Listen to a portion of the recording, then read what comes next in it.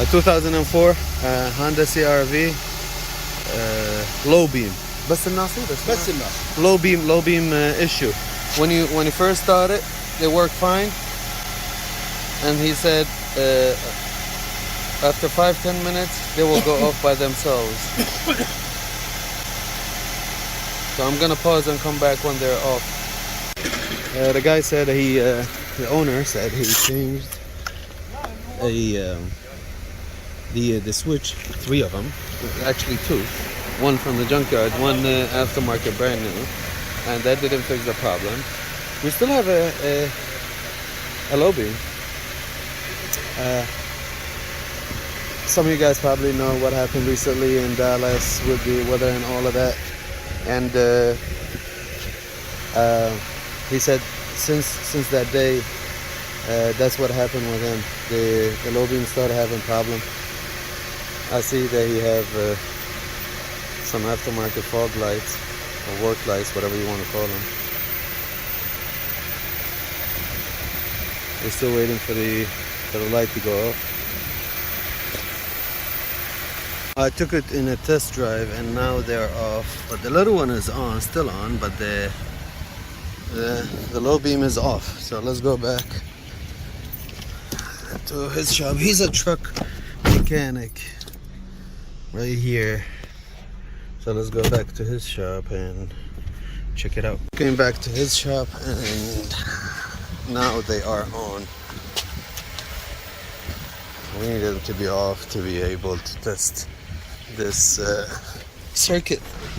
Now I want to share with you guys what I noticed. We have high beam. He was here. He was in front of the vehicle, confirmed it. We have normal signals. We have the different light.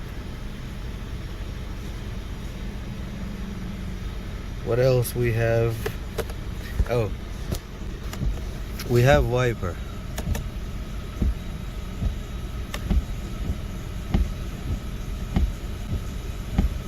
But let me tell you guys why I'm checking the wiper. It's separate switch here, right? Yes. This is the turn signal, multifunction switch, and this is the wiper motor switch. The reason why I'm checking the wiper, because this is the diagram for the right and the left high and low beam. It's the same bulb with 2 filaments. It gets its power from these 2 relays: headlight relay number 1, headlight relay number 2. So this fuse 1900 amp at all time feeds the control and the control and the load side of these 2 relays. Again, each relay after the for the load side has a fuse. Here is a fuse 17. I didn't want to do that. Okay, fuse 17 and fuse 15. So let's take one for example. This right here. Now we have, he said both of them, and I did, when I went outside I did check both of them, so we have a problem with both. Now right here, and this one also, this line, they go down. These right here, they come to the they feed the bulbs. Now the bulbs has 3 wires, 1 for the high, 1 for the low, and 1 ground high, ground low, and positive all the time. He did mention he knows a little bit about electricity, so he said when it happened, all 3 wires have 12 volt, which means this one, and that one. So it's normal for this one to have 12 volt, but when you have high and low, no, that's not. So let's trace the low beam. which we have the problem with. This is the low. See, it says headlight low. This right here, and this other one for the other side, for the right side. So this is the left side, this is the right side, and they both get their feed from this line. So when we go up, this line gets it from the switch. That's why he changed the switch, and he said the switch is not the problem. Well, it could be the problem, but we don't know it yet. We have to check. Now the switch says low and high. Switches between low and high.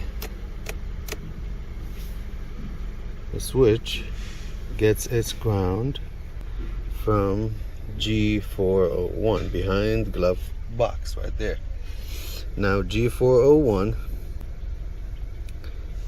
is, when I went to ground distribution, G401. This is 402. Right here, G401 behind glove box. It says ignition key, switch, key, and light. But at the same time, it is the combination light switch, which is our guy right here, and wiper washer switch, this one. That's why I checked the wipers. You see, Adam, it's kind of slow. It operates slow for a Honda. I drove Honda for some time. Anyways, so I have suspicions that G401 behind the glove box is our issue. But now I need it. I don't know how. Let's go locate it and see if these are the same wire or two different ones. Like, what I'm saying is, if we have a problem with this one, will it eventually affect the other one or not? I just learned a small lesson, actually. No matter how experienced you are in these cars, 1 year, actually the same year, you could have different things. Yesterday we had an issue with the Chevy Monte Carlo O2 sensor. I don't know if by this time the video is uploaded or not. And when you think about it, it shouldn't be a problem, but it was a problem. Now I took off the glove box door. I put it down and I looked, so I saw this ground right here. Let me give you some light.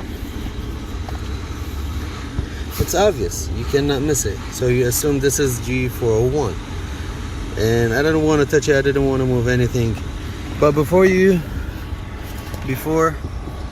looking, I was like, you know what, let me just make sure this is 401. Going to the computer, actually it's not. This is because earlier all it said is behind glove box. It didn't say left or right or in the middle or under, blah blah blah. But going to the actual location, it's right here. Should be right here, G401, and it's right there. That's G401. That one right there. And this bolt should be G503. So that's our guy right there, the one with the bunch of wires to it. Now we need to break the circuit and come check this ground. So after sitting for probably half an hour in the car, now they're off. Now what I want to do, I want to go, we're gonna watch the reflection of the headlight. That's how I was doing it on my car right there. I was sitting inside looking at my car. So what I want to play with that ground a little bit, see if it's loose.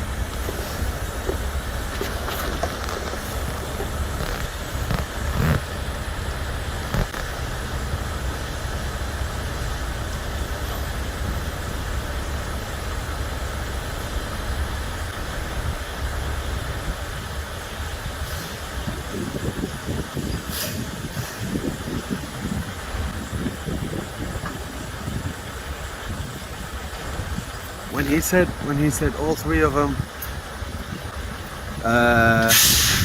gets 12 volt, I knew at that time that we're losing ground. Where is it? Which one? I am actually pushing hard on it.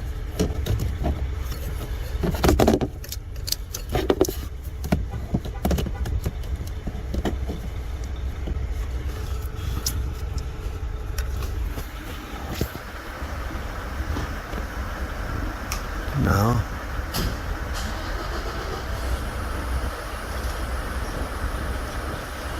do we have power? Wiper.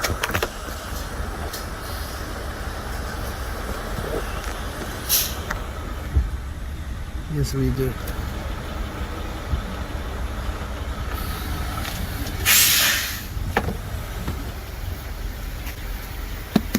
Still off. So I came to the light. We still have a problem with it. I came to the light and I unplugged the harness. I wanted to check. We have 12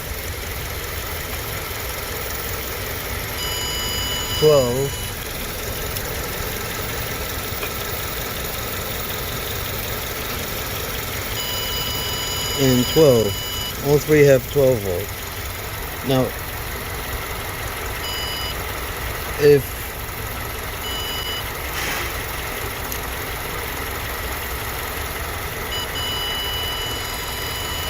it should have one 12 volts.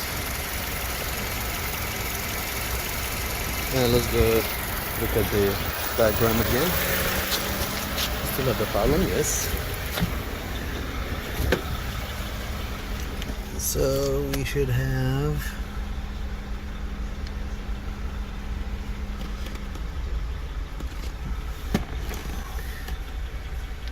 now, since we unplugged this, so we should have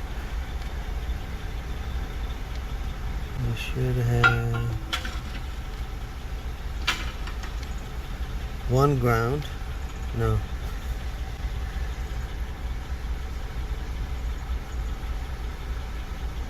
Here's that multiplex control unit.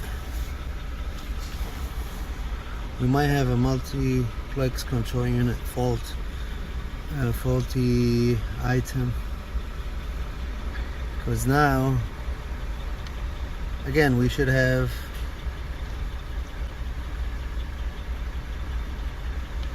one ground, one battery positive. I want to check here at this connector or here.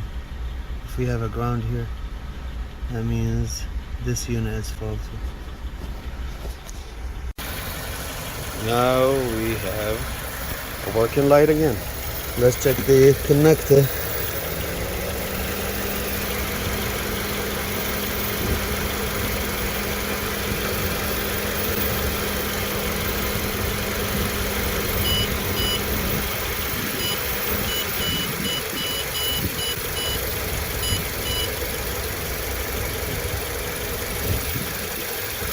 Nothing.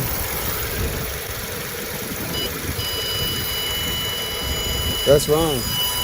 Look, this is a constant power. This is a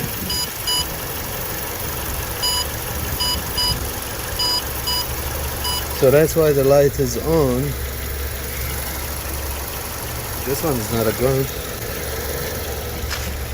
Now let's go by color by color. Let's go color by color.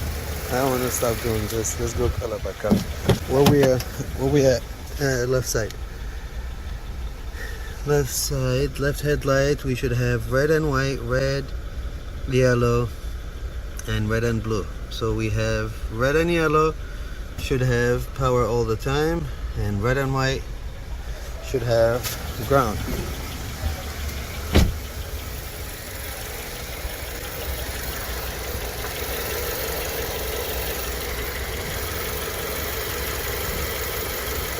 Red and yellow.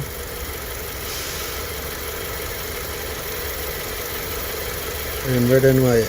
Okay, I cannot find out which one is which until I open the back of this Because you see how they are. Oh, I can probe from here. Yeah, I can probe from here. Okay, red and yellow.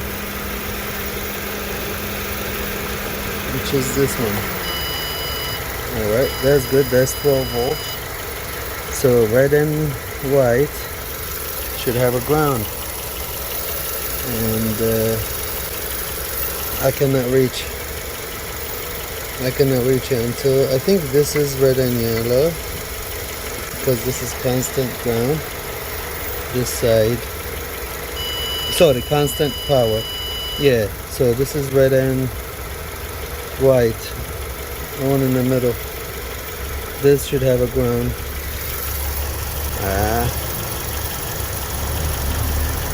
This is the problem right here.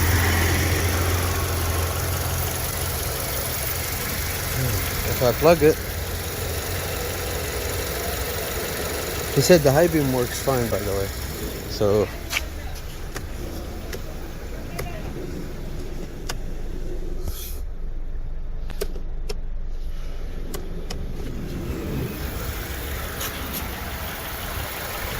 now the high beam is on. This should be the red and blue, which is this one right here. Okay. So this is what considered a ground coming from that unit.